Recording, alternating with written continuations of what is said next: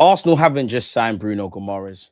We've turned our midfield into a cheat code, Arsenal fans. And now Arteta's biggest decision is deciding who starts. Single pivot, double pivot. Is it Declan Rice and Zubimendi? Is it Zubimendi and Bruno? Is it Bruno and Rice? Is it MLS and Rice? Who's going to play? Does someone need to leave? These are the good questions, people. I like all of them. Variety is the spice of life. You don't want to have the same meal. And if something happens to either one of those people, then you've also got the Ezes, the Ødegaards, the Marinos, the Kais. Did you not know, according to Opta, Bruno G has won more duels in brackets 1,030 and fouls in brackets 410 than any other player in the Premier League since making his debut in February 2022, while the only central midfielder to cover more distance than him is Declan Rice, people. So we're getting a complete central midfielder. That's only going to make our team even better.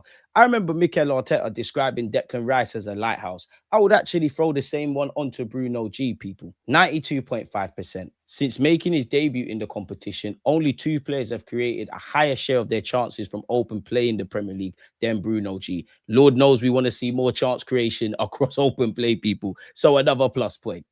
And side note, he actually gives away a lot of free kicks, but wins a lot of free kicks. The former Newcastle man is adept at breaking up attacks. Opta data actually shows Arsenal's midfield misplaced 1,492 passes in the final third last season. That's actually the 4th most in the Premier League. That shows there's a lot of potential opportunities for the opposition to hit us on the break.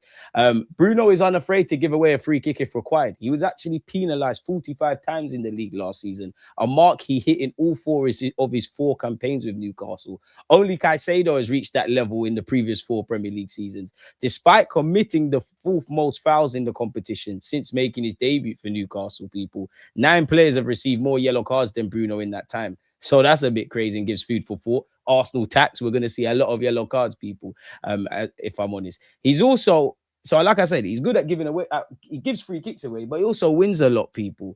He suffered 410 fouls in the Premier League, which was more than 110. That was more than 100 more than anyone else during his time in England. He actually ranks no lower than 2nd in the Premier League for fouls suffered in each of his previous 4 seasons, including twice leading the standards for England, actually France, Germany, Italy, and Spain. So in the whole totality, people. So yeah, it's going to be interesting. People, do me a favor. Look at this graph. It might look like gobbledygook to some of you lot, but do me a favor. Look at this graph. You can see Martin Ødegaard, you can see Zubimendi, and you can see Bruno G. Let's focus on Bruno G. As I said, this might look a bit nerdy and a bit mad, but let's simplify it. Simply put, people, the graph is very simple to understand in terms of the concept. Further right means completes more short passes. Higher up means completes more long passes. You look at the Arsenal players showed. Declan Rice, roughly 45 short plus 2.2 long. So he provides the best mixture of short and long distribution statistically. Martin Zubimendi, 44 short passes, 1.6 long. Short passing controller who keeps possession moving. You then look at Bruno G. Roughly short passes stand at 37 versus 2.1 long. Passes are less frequent, but plays more direct and ambitious balls in the opponent's half. Martin Ødegaard, 39 short passes, 1.5 long. He mainly combines through short passes in attacking zones. So this can kind of reflect that Zubi controls, Rice provides balance, Bruno progresses the game, and Ødegaard creates nearer to the opponent's box. Their profiles clearly complement each other well rather than duplicate each other. Everybody wants Bruno G to provide those line-breaking passes, and statistically, it marries the eyes, people. When you look on screen and see Rice, Zubimendi, and Bruno G, Bruno basically passes through teams, not just around him. He completes roughly 7 line-breaking passes per game. In comparison to Zubimendi, who's is about 4 per game, Rice completes 3.6 per game. So a much higher percentage of Bruno's total passes breaking opposition's line. So again, it further reflects that Bruno G isn't here to recycle possession. He's here to turn safe possession into an attack. Rice gives security, Zubi gives control, Bruno gives Arsenal aggression, penetration through midfield, and he does it at speed and way more consistently than the current options. I'm making sure every point around Bruno G in this video hits home, people. On screen, you can see a lot of nerdy stuff, so let me break it down for you. When you look at goals, he's in the 94th percentile. So that means he scores more than 94% of midfielders. If you do that in a Newcastle team, what could you do in an Arsenal team in which a lot is said about us needing to evolve in the final third, etc., etc.?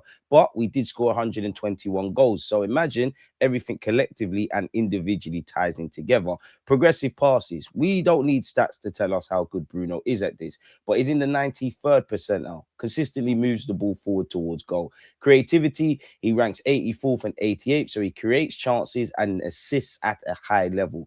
Carries and take-ons, he's in the 81st, 86th percentile. Shows that he's confident driving forward with the ball, although he might not necessarily be the best at such. Tackles 75th.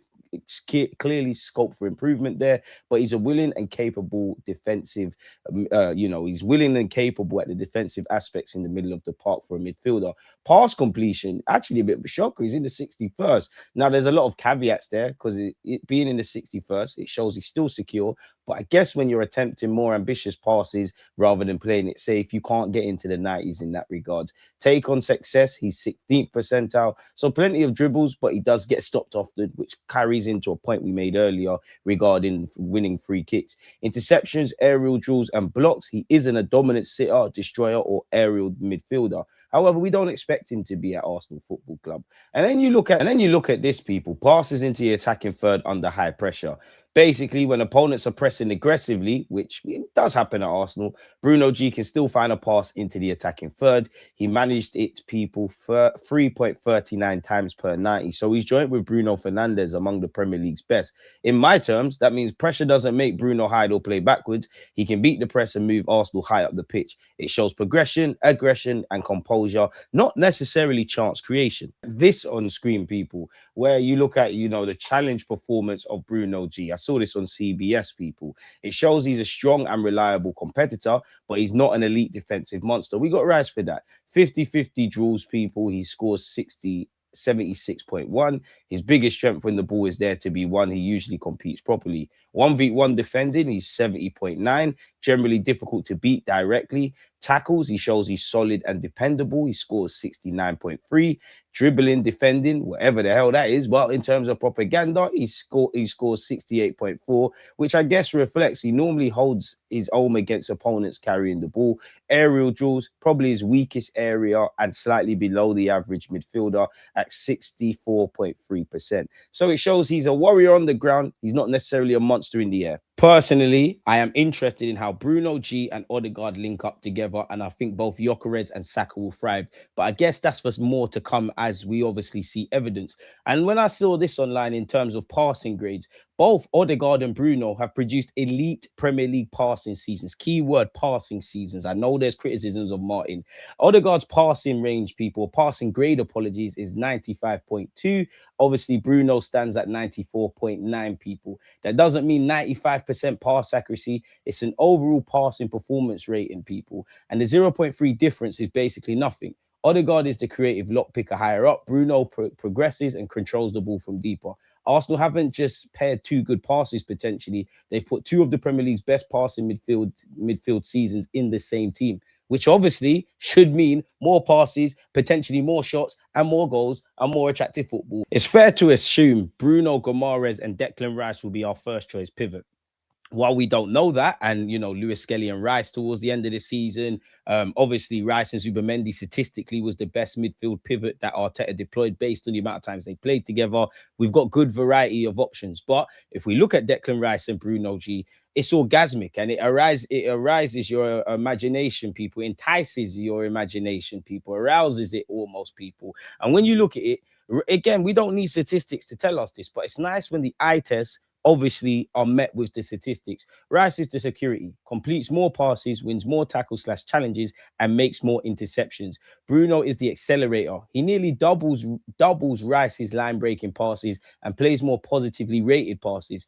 Ball carrying is virtually identical. So Rice wins it and protects it. Bruno takes it and breaks the opposition's shape. Rice secures the midfield. Bruno puts the midfield into fifth, maybe even sixth gear. And again, they complement each other. Where Rice looks a bit weak, Bruno covers. Where Bruno looks a bit weak, Rice covers. It's the best mixture we could have, man. It's like jerk chicken and rice, if I'm honest. I saw this graph online, people, and I thought it'd make for an interesting kind of talking point. You can see Eze, Zubimendi, Rice, and Bruno G all on screen, and a bunch of statistics. Rice, the complete monster. He ranks 5th out of 686 central midfielders overall. That shows what we already know. He's elite at duels and tackling. He carries the ball well and has no major outlining weakness. You look at Bruno G, pressure-proof passer and shooter. His best attributes are receiving under pressure, shooting and passing. He's less impressive than Rice defensively and statistically carrying the ball. Zubimendi statistically looks like a dual specialist, excellent at competing for and protecting the ball with decent tackling. But this model rates his progressive passing and carrying much lower.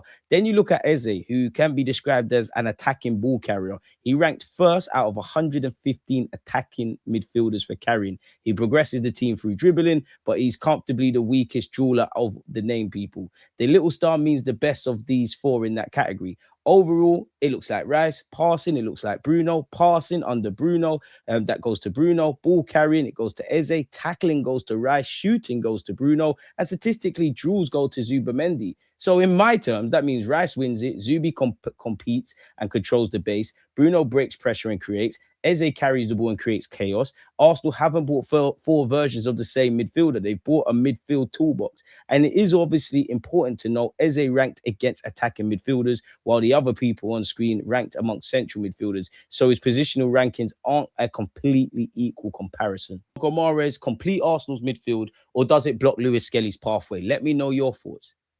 Now, obviously, I'm all big on partnerships. Bruno and Rice, that's aggression, physical dominance, and vertical passing. Bruno and Zubimendi, that's line-breaking ability alongside positional control. Two very intelligent footballers.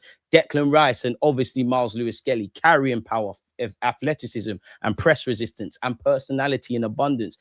Lewis-Skelly can play at the number 6 like a lot of people. That's an internal alternative when Arsenal needs someone to escape pressure. With time, he could learn that. Right now, I don't think he's ready for the long 6. And then obviously, when you've got an Ødegaard or an Eze in front of them people, when you can have a Zubi, a Rice, a Bruno, and et cetera, when you've got a chaotic player like Eze, when you've got Ødegaard on his day, you've got final third creativity. Now, the options are there. The ingredients are there. It's just down to Mikel Arteta to cook this recipe, people. Naturally, many Arsenal fans will ask, what does this mean for Lewis Skelly? For me, you lot know we'll be here all day if I start praising Miles Lewis-Skelly. He's one of my favorite players in our team. But for me, MLS gives Arsenal qualities the senior players don't combine in the same way.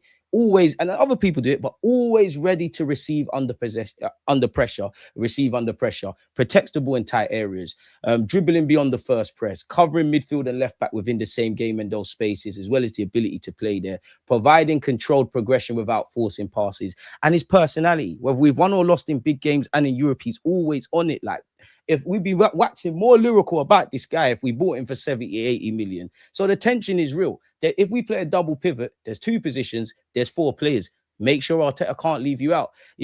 Again, does an 80 million Bruno signing reduce guaranteed minutes? Probably, but at 90, MLS is 19 and doesn't need to start 50 games. None of these footballers do. He needs a defined pathway and meaningful minutes in his natural position, which I think will happen, people. And we've got to remember, as much as, we were happy to get to 2 finals and win the Premier League, we played 63 games last term, and we'll be targeting silverware on multiple fronts. We played 63 games, and some of these players played even more when you sprinkle in the international games that they played during the season, much less the World Cup and the knock-on effects of the World Cup heading into the 2026-27 season, people. Again, I have no qualms about Lewis Skelly. The ability, his talent, we'll always have him as a contender for game time, people. And he's always taking his chance when it's arrived, people. And also, players have arrived back to training, but with the fallout of the World Cup, like I alluded to, we don't know necessarily how many minutes and when the starts for an Ødegaard, a Rice, an Eze, a Zubi, a Marino are going to come. So these are opportunities for Lewis Skelly as well, naturally.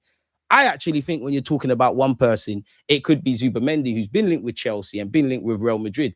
Zubimendi changed our lives. He obviously fell off towards the second half of the season. He was fantastic in the first half. You could please go and watch the highlights of the whole of the Champions League run, which he played, and also the moments in the Premier League. No man is without faults. Of course, there's things that he can improve on. My hot take, and someone that loves Zubimendi, I think he might want to go back to Spain at the very first port of call. I wouldn't sell any of these guys for at least a year, people.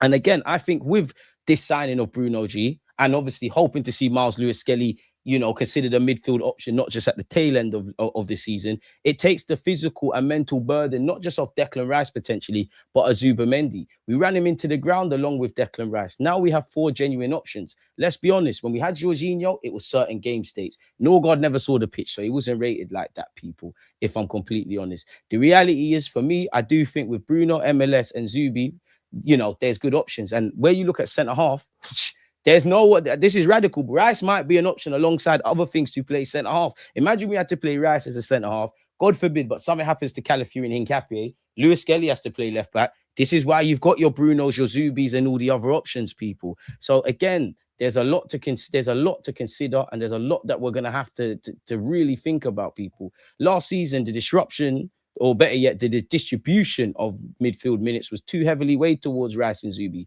Both of them would have benefited from a lighter load. They both played more than 4,000 minutes. Arsenal's over-reliance on Rice and Zubimendi, big them up, was partly due to injuries and having no alternative option. Regardless, of course, Norgard was there. Clearly, it wasn't serious. Both Ødegaard and Marino both had long spells out of the sidelines with injuries. So did Kai Havertz, who I prefer to play up front like with Marino, but they are options in the middle of the park. Norgard wasn't trusted. I'm gassed about Bruno for a variety of things. The eye test, the statistics, the potential combinations we could do with the 4 midfielders that we've got, the overall depth to be able to deal with the 50, 60 rigors that come with competing on all fronts. What I think I know of Bruno with watching him for Brazil and obviously Newcastle, what he could do at Arsenal, on top of that set piece, a threat from set piece and a threat taking set pieces. I'm excited to see. I think it is a level raiser. Of course, I want a defensive reinforcement. I think I speak for every Arsenal fan, excluding Zolis. We'd love to see a left winger, but who knows, man. I think if you split our team into 3 units, I think the defense is sorted. We've got a good mix and blend there.